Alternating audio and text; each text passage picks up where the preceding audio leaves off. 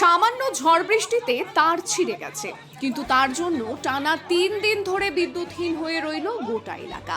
বারবার বিদ্যুৎ বন্টন কোম্পানির দফতরে যোগাযোগ করেও কোনো সাড়া পাননি গ্রাহকরা।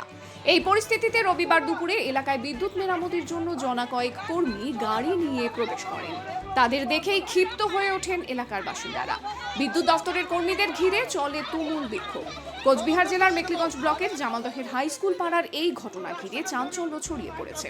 এলাকার বাসিন্দারা জানিয়েছেন, শুক্রবার থেকে এলাকায় বিদ্যুৎ নেই। গত 3 দিন ধরে তারা অন্ধকারে কাটাচ্ছেন। এই 2 দিন ধরে বিষয়টি নিয়ে বারবার বিদ্যুৎ দফতরে অভিযোগ জানিয়েও কোনো সাড়া মেলেনি। ফলে এদিন ধৈর্যের বাঁধ ভেঙে যায় এলাকাবাসীদের। শুরু হয় বিদ্যুৎ কর্মীদের ঘিরে তুমুল বিক্ষোভ। দেখুন সেই ছবি।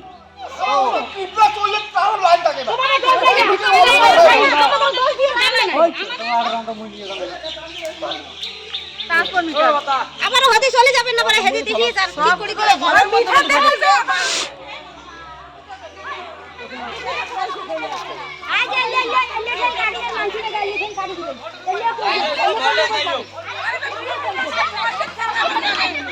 লাইনের কোনো ভোল্টেজ নাই, খালি বেকার লাইন।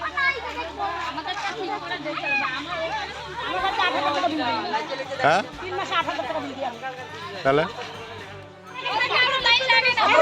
আচ্ছা, কতদিন থেকে কারেন্ট নেই বলেন তো? লোক এসে দেখে চলে গেছে, আর আচ্ছা। দুই তারে কোনো ভোল্টেজ থাকে না, আর ফোন করলে ফোন তুলেও না, সুইচ অফ করে রাখে। এটা কোন এলাকার নাম কি এটা? এইটা এলাকায় স্কুল পাড়া, হাই স্কুল পাড়া পিছনে, মানে জামালদা, তাই তো? জামালদা হাই স্কুল পাড়া।